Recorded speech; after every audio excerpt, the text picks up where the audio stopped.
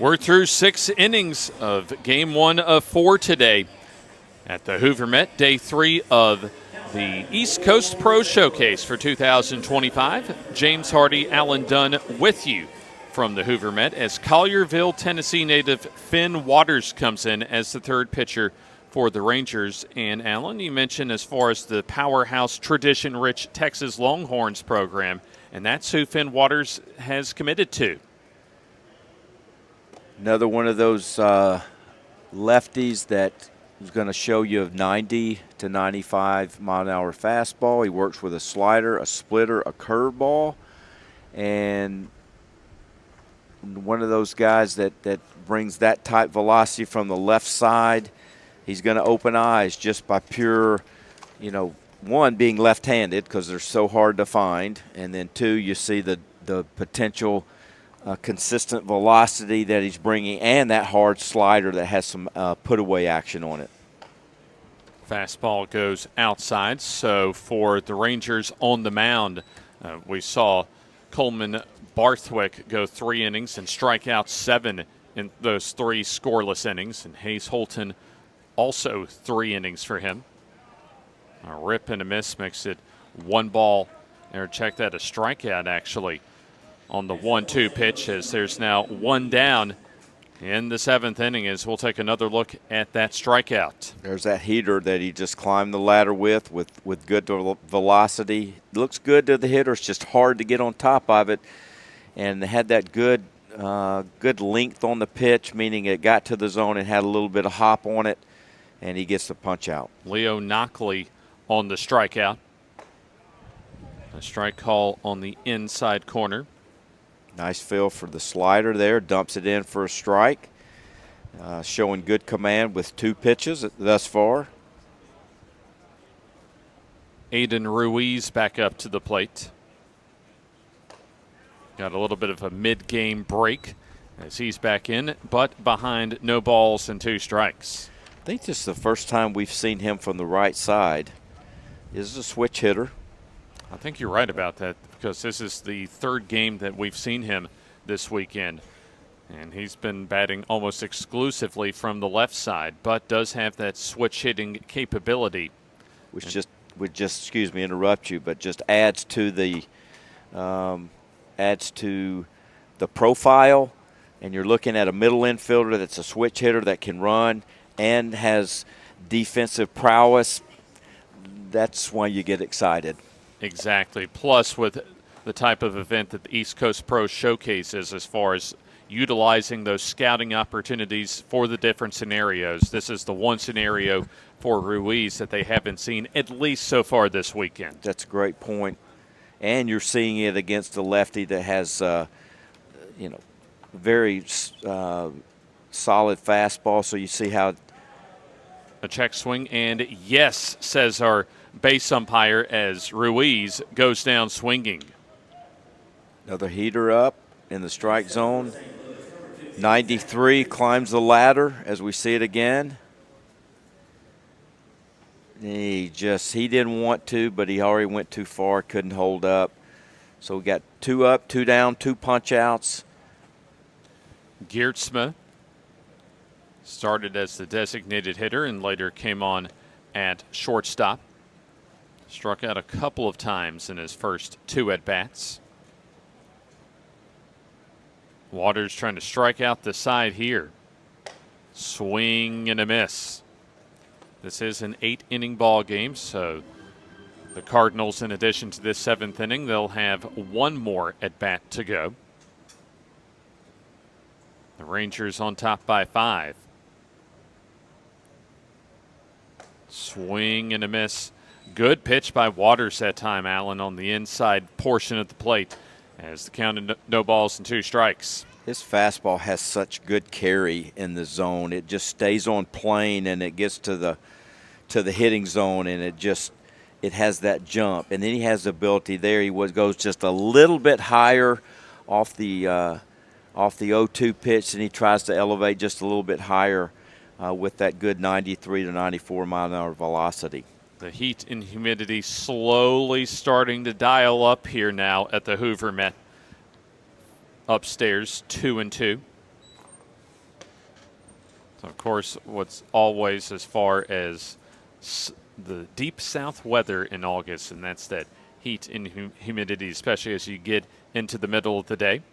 Swing and a miss upstairs, and Waters does indeed strike out the side here in the 7th. So for the Cardinals, nothing doing in their half of the 7th inning. We'll take one more look at an outstanding 3-strikeout inning for Phinn Waters as he closes it out with, fittingly, a strikeout on some high heat. We go to the bottom of the 7th inning, stretch time, as the Rangers lead the Cardinals by 5.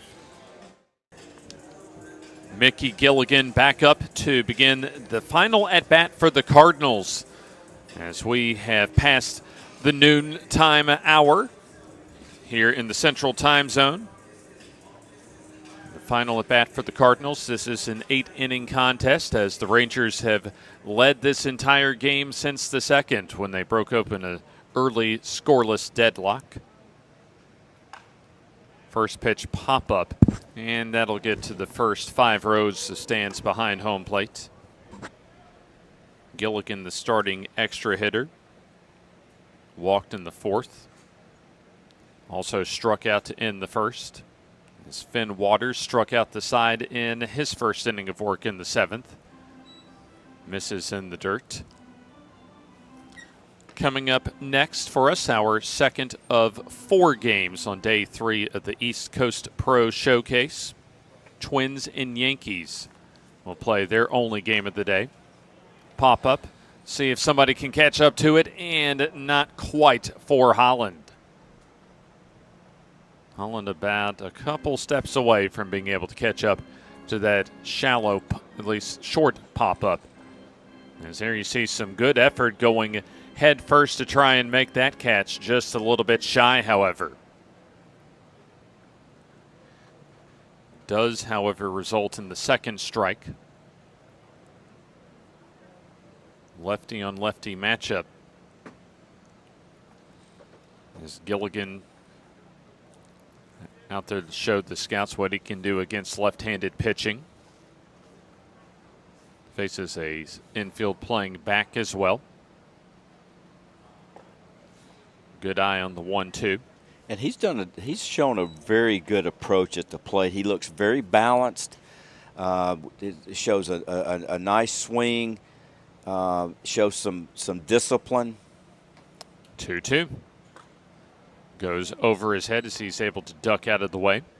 And we know he's a really very good catch and throw guy. And hitting from the left side as a catcher, and then shows that discipline. You like the potential that Gilligan brings. Payoff pitch. Swing and a miss. Swung out of his shoes that time as Gilligan strikes out for the second time. One down as all of the outs so far that Phinn Waters has recorded has been on the strikeout. Yeah, and he's been able to use that pitch right there.